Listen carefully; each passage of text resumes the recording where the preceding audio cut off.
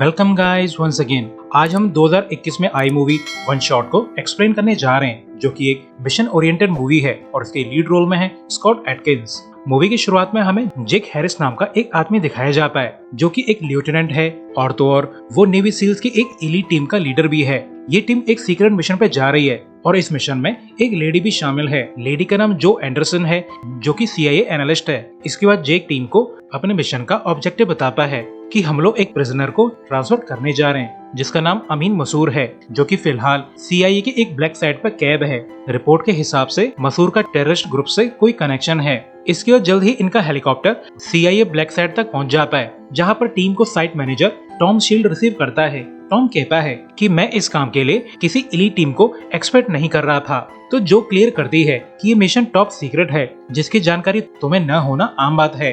तो Tom as ordered इन्हें अमीन मसूर की प्रिजन की तरफ ले जाने लगता है। जेक रास्ते में देखता है कि यहाँ पे तो काफी सारे प्रिजनर्स हैं, तो टॉम बताता है कि ये सभी वो लोग हैं जो टेररिज्म के लिए जान ले भी सकते हैं और जान दे भी सकते हैं। तो जेक अमीन मसूर के बारे में पूछता है कि अमीन ने ऐसा क्या किया है जो उसे यहाँ पे रखा जा रहा है। तो टॉम बताता है कि अमीन को 10 दिन पहले टर्किश पुलिस ने पकड़ा है। अमीन ने कंट्री से बाहर जाने के लिए ब्लैक लिस्टेड पासपोर्ट यूज किया था, तो ऑब्वियसली उसे पकड़ लिया गया। इसके बाद टॉम इन दोनों को अपने बॉस के ऑफिस ले जाकर बताता है कि मेरे बॉस का नाम जेक यॉर्क है, जो कि काफी अड़ियल और गुस्सैल आदमी है, तो तुम लोग उसे जरा संभल के रहना, क्योंकि वैसे भी तुम लोग यह बिना प्रायर इन्फॉर्मेशन दिए आए हो। तो यॉर्क का तुम पे भड़कना बिल्कुल ऑब्वियस है। ऑफिस के अंदर जाते ही यॉर्क जो से पूछता है कि इस सडन विजिट का क्या रीजन है और एजेंसी को मसूर में इतनी दिलचस्पी क्यों है। तो जो बताती है कि मसूर का नाम कुछ टेररिस्ट ग्रुप की कम्युनिकेशन में पाया गया है और तो और उसका जिक्र ऐसे आदमी ने भी किया है जो कि कई टेररिस्ट ग्रुप को फाइनेंस करता है। तो एजेंसी मसूर के थ्रू इन ग्रुप्स की इंफॉर्मेशन निकालना चाहती है। मगर ये सब सुनने के बाद भी कि मैं तुम्हें मसूर को ले जाने नहीं दे सकता, ये रूल्स के खिलाफ है। जब तक मसूर को पूरी तरह से इन्वेस्टिगेट न कर लिया जाए, मसूर इस आइलैंड से बाहर नहीं जाएगा।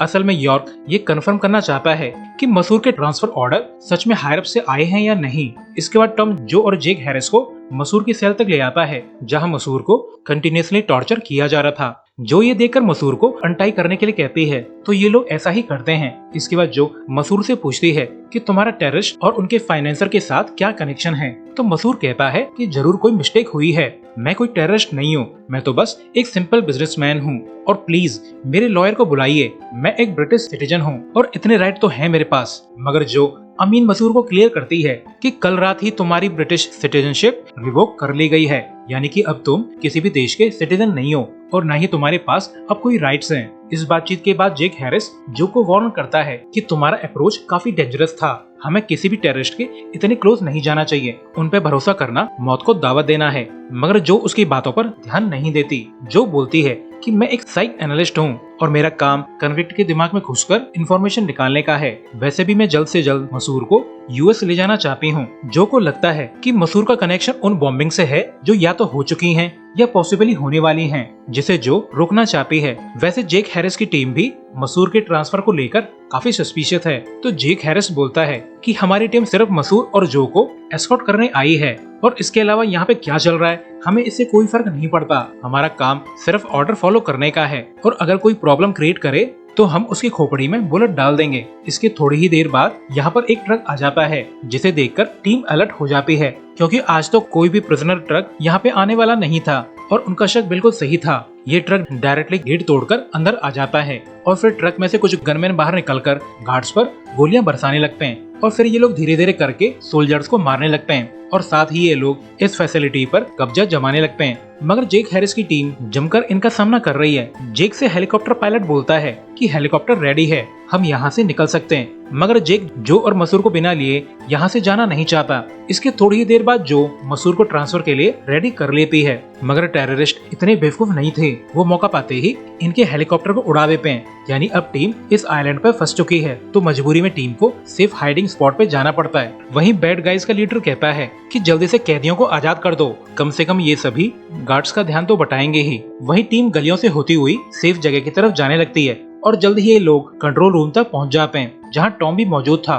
वो टीम को बताता है कि हमें जल्दी से बैकअप बुलाना होगा, वरना बैड गाइज कुछ ही घंटों में इस फैसिलिटी पर कब्जा कर लेंगे। मगर इनकी बुरी किस्मत, टेररिस्ट ने कम्युनिकेशन टावर को डिस्ट्रॉय कर दिया था, तो टॉम बैकअप भी नहीं बुला सकता। वैसे लास्ट फाइट में जेक की टीम का एक मेंबर बैडली इंजर्ड हो गया था, जो जल्द ही मारा जाता है। तो ये सब देखकर जेक काफी गुस्सा है और दुखी भी। इसके बाद ये लोग सीसीटीवी में देखते हैं कि बैड गाइज सभी कैदियों को आजाद कर रहे हैं, यानी इन कैदियों को बस गन पकड़ाने की जरूरत है और फिर ये कैदी भी बैड गाइज की आर्मी का पार्ट बन जाएंगे, यानी टीम की प्रॉब्लम्स और ज्यादा बढ़ने वाली हैं। तो जेक सीसीटीवी में बैड गाइज के लीडर को पॉइंट करके पूछता है कि ये कौन है, तो जो बताती है कि उसका नाम हकीम शरीफ है, जो कि नाम के लिए एक मर्सनरी है, मगर वो 100% टेररिस्ट है। अब जेक को डाउट है कि ये टेररिस्ट अमीन मसूर को मारने क्यों आए हैं, तो जो बताती है कि मसूर का कनेक्शन बड़े बड़े टेररिस्ट ग्रुप से है।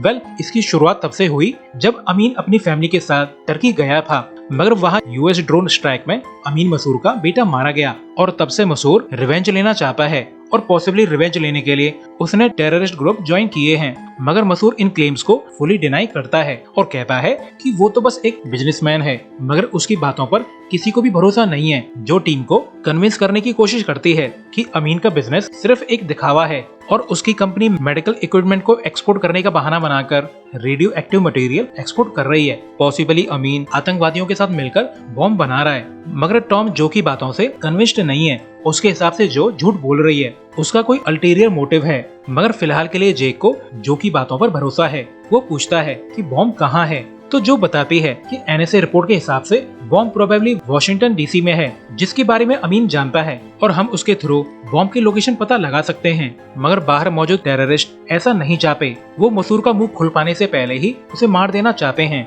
मगर अभी भी मसूर का यही कहना है कि वो तो बस एक नॉर्मल बिजनेसमैन है। मगर तभी यहाँ पर एक एस्केप्ड कैदी आ जाता है जिसे टेररिस्ट ने फोर्स किया है। कैदी कहता है कि बाहर मौजूद लोग तुम्हें मारने नहीं आए हैं, अगर तुम लोग सरेंडर कर दो तो ये मारकाट रुक सकती है।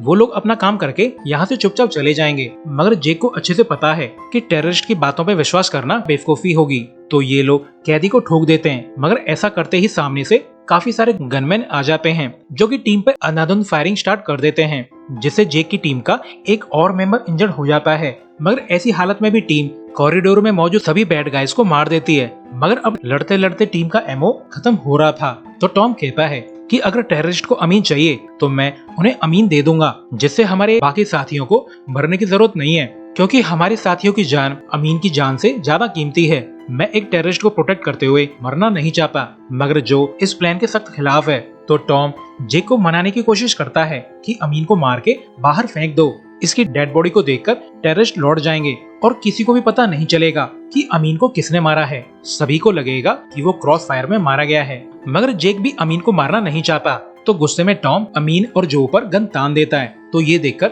अमीन घबरा जाता है और बताता है कि मेरी फैमिली टर्की में एक वेडिंग अटेंड करने गई थी, मगर तभी एक अमेरिकन मिसाइल घर पे आकर लगी, जिससे काफी सारे लोग मारे गए, जिसमें मेरा 5 साल का बेटा भी था। तुम लोग ड्रोन से जहाँ चाहो वहाँ बॉम्बिंग करते हो, जैसे चाहो उसे मारते हो, मगर इतना सब करने के बावजूद तुम मुझे ही टेररिस्ट कह रहे हो। अमीन कंटिन्यू करता है कि बॉम्बिंग के कुछ दिन बाद एक आदमी मुझसे मिलने आया था, जो कि मेरी कंपनी के थ्रू मनी लॉन्ड्रिंग करना चाहता था, तो मैंने उसकी बात मानकर उसके साथ काम करना चालू कर दिया। मैं तो बस अपने बेटे का बदला लेना चाहता था, मगर मैंने अभी तक कोई भी गलत काम नहीं किया है। तो जो पूछती है कि सच सच बताओ कि बॉम्ब को कहाँ प्लांट किया गया है, तो ये सुनकर अमीन कहता है कि उसे बॉम्ब की कोई भी जानकारी नहीं है। इसके बाद यहाँ पर यॉर्क का वीडियो कॉल आता है, जो इन्हें बताता है कि इस बेस का कोई भी कम्युनिकेशन काम नहीं कर रहा है सिवाय बेस के इंट्रानेट के, और किसी को तो कम्युनिकेशन सिस्टम को सही करना होगा। तो जेक कम्युनिकेशन को ठीक करने के लिए जाने लगता है, क्योंकि बिना बैकअप बुलाए वो लोग इस आइलैंड से बाहर नहीं जा सकते और कुछ ही घंटों में बैड गाइज इस बेस को फुल कंट्रोल कर लेंगे। तो उसके जाने से पहले जो बताती है कि अमीन ने अपनी फुल स्टोरी नहीं बताई है, वो झूठ बोल रहा है एंड आई एम 100% श्योर अमीन को बॉम्ब की लोकेशन पता है। इसके बाद जेक सीक्रेट विंडो से बाहर निकल जाता है और बाहर मौजूद बैड गाइज को साइलेंटली मारते हुए आगे बढ़ता है। इस दौरान जेक देखता है कि हकीम ने कुछ सोल्जर्स को पकड़ लिया है, जिनसे वो अमीन की लोकेशन पूछ रहा है, मगर इन सोल्जर्स को अमीन का पता नहीं है, तो हकीम इन्हें मार देता है। इसके बाद एक लेडी को इंटेरोगेशन के लिए लाया जाता है, तो लेडी घबराते हुए इन्हें बता देती है कि अमीन मसूर को वॉशिंगटन डीसी ट्रांसफर किया जा रहा है, प्रोबेबली उसे एस्कॉर्टिंग सील टीम प्रोटेक्ट कर रही है। तो जानकारी मिलते ही इस लेडी को भी मार दिया जाता है। वहीं जेक ये सब देखकर काफी गुस्सा है, मगर फिर भी उसका ध्यान अपने मिशन पे था और वो फिर धीरे धीरे आरे की तरफ बढ़ने लगता है और साथ ही में वो गुंडों को भी काटता पीटता जा रहा है और ऐसा करते करते जल्द ही वो आरे तक पहुंच जाता है। मगर उसे यहाँ के सिस्टम की जानकारी नहीं थी। तो जब जेक कम्युनिकेशन को ठीक कर रहा था तब एक बैड गाय पीछे से आ जाता है जो लगभग जेक को मार ही देता है, मगर एंड टाइम पर यॉर्क यहाँ पे पहुंच जाता है जो बैड गाय को ठिकाने लगाकर जेक को बचा लेता है। इसके बाद यॉर्क कम्युनिकेशन रेडियो को रिकैलिब्रेट करने लगता है ताकि हेल्प बुलाई जा सके। इस समय जेक यॉर्क को इन्फॉर्म कर देता है कि ये सभी लोग अमीन मसूर को मारने आए हैं क्योंकि अमीन उनके प्लांटेड बॉम्ब की लोकेशन जानता है। इसके बाद जल्द ही कम्युनिकेशन ठीक हो जाता है तो यॉर्क एयर सपोर्ट बुलाने लगता है जिसके लिए कुछ टाइम तो लगेगा। तो जेक टेररिस्ट का ध्यान भटकाने के लिए गोलियां चलाने लगता है ताकि वो लोग कम्युनिकेशन वाली बैरक से दूर हट जाएं। वहीं दूसरी तरफ बैड गाइस बुरी तरह से अमीन को ढूंढ रहे थे, मगर काफी ढूंढने पे भी इन्हें अमीन नहीं मिलता। तो हकीम समझ जाता है कि अमीन को प्रोबेबली कंट्रोल रूम में रखा गया है क्योंकि वही एक जगह है जो अभी भी उनके कंट्रोल में नहीं है। तो हकीम एक जवान से लड़के को बुलाकर कुछ अजीब अजीब बातें बोलने लगता है। हकीम इस यंग लड़के को कंट्रोल रूम में एज सुसाइड बॉम्बर भेजना चाहता है और वो लड़के का ब्रेन वॉश करने में कामयाब हो जाता है। इसके बाद इस लड़के को बॉम्बिंग वेस्ट पहना दी जाती है ताकि वो कंट्रोल रूम को उड़ा सके। वहीं जेक और यॉर्क सीक्रेट रास्ते से कंट्रोल रूम लौट आते हैं। यॉर्क बताता है कि 30 मिनट में एयर सपोर्ट यहाँ पे पहुँचने वाली है, मगर इन लोगों पर इतना टाइम नहीं है। तो यॉर्क गुस्से में अमीन को मारना चाहता है क्योंकि उसकी वजह से इतने सारे सोल्जर मारे गए हैं। वो देश को प्रोटेक्ट करते हुए अपनी जान देना चाहता है, ना कि किसी टेररिस्ट को प्रोटेक्ट करते हुए। मगर तभी कॉरिडोर में फायरिंग की आवाजें बढ़ जाती हैं तो जेक और यॉर्क सिचुएशन चेक करने जाते हैं। वहीं अब तक वो सुसाइड बॉम्बर भी कॉरिडोर तक पहुंच चुका था जो टीम के पास बॉम्ब को एक्सप्लोड कर ले पाए, जिसे जेक के बाकी टीम मेंबर भी मारे जाते हैं। और तो और इस बॉम्बिंग में जो की भी बहुत बुरी हालत हो चुकी थी, मगर इस समय अमीन अभी भी जिंदा है, वो भी बिना किसी इंजरी के। इसके बाद मौके का फायदा उठाकर अमीन यहाँ से भाग जाता है। इसके बाद जो मरने से पहले जेक को बताती है कि अमीन बॉम्ब की लोकेशन जानता है, मगर उससे बॉम्ब की लोकेशन जानने के लिए अमीन को वॉशिंगटन डीसी ले जाना होगा क्योंकि वहाँ पर अमीन की वाइफ मौजूद है। और स्पेशल पार्ट, अमीन की वाइफ 16 वीक प्रेग्नेंट है। अगर हम अमीन को उसकी वाइफ से मिलाकर बच्चे के बारे में बता दें तो अमीन अपना मन बदल सकता है क्योंकि अमीन की वाइफ और उसका बेबी वॉशिंगटन डीसी में मौजूद बॉम्ब के ब्लास्ट रेडियस के अंदर हैं, जो कहती है कि जेक प्रॉमिस करो कि तुम अमीन को कन्विंस करके बॉम्ब की लोकेशन पता लगा लोगे। इसके बाद जो की डेथ हो जाती है। इसके बाद हमारा हीरो अमीन के डायरेक्शन में जाने लगता है और अब तक बैड गाइस भी रूम तक पहुंच गए थे, मगर उन्हें यहाँ पर मसूर की डेड बॉडी नहीं मिलती। तो ये जानकर हकीम बहुत ज्यादा गुस्सा है तो वो बाकियों की बॉडीज चेक करने लगता है, जिनमें उसे टॉम शील्ड मिल जाता है जो कि मरने का नाटक कर रहा था। हकीम टॉम को गन पॉइंट पे लेकर पूछता है कि अमीन ने तुम्हें क्या बताया है। तो टॉम स्माइल करके कहता है कि सब कुछ, अमीन ने सब कुछ उगल दिया है। तो गुस्से में हकीम टॉम को मार देता है। इसके बाद हकीम बाकियों से बोलता है कि जल्दी से अमीन को ढूंढो, मगर तभी यहाँ पर एक आदमी आकर बताता है कि अमेरिकन इस आइलैंड पर एयर सपोर्ट भेज रहे हैं, हमें यहाँ से जल्द ही निकलना होगा। मगर हकीम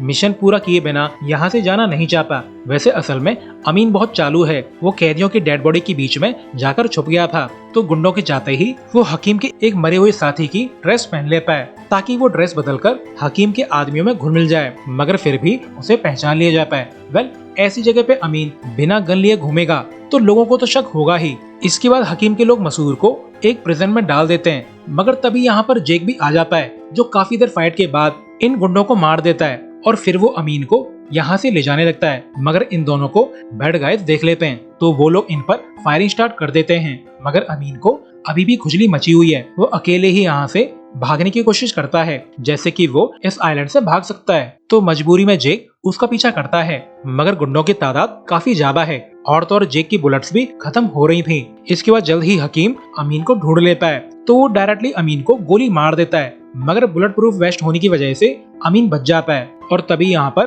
जेक आ जाता है जो हकीम के आदमियों को मार के हकीम से भिड़ जाता है। इसके बाद इन दोनों के बीच में तगड़ी फाइट चालू हो जाती है, मगर एट लास्ट जेक हकीम को ओवरपावर करके उसे मार देता है। मगर अब तक अमीन यहाँ से भाग चुका था तो बेचारे जेक को फिर से उसके पीछे जाना पड़ता है। तो जब अमीन बेस के गेट से बाहर जाने वाला था तब जेक यहाँ पे आकर उसे बताता है कि तुम्हारी वाइफ प्रेग्नेंट है और वो इस समय वॉशिंगटन डीसी में है और तो और वो ब्लास्ट रेडियस के अंदर है। इसी वजह से जो तुम्हें वॉशिंगटन ले जाना चाहती थी। जेक अमीन को एक फोटो भी दिखाता है जो कि जो ने जेक को दी थी। तो फोटो देखकर अमीन को जेक की बातों पर भरोसा हो जाता है, मगर तभी अचानक से यॉर्क यहाँ पे पहुँच जाता है जो कि अमीन को मारना चाहता है।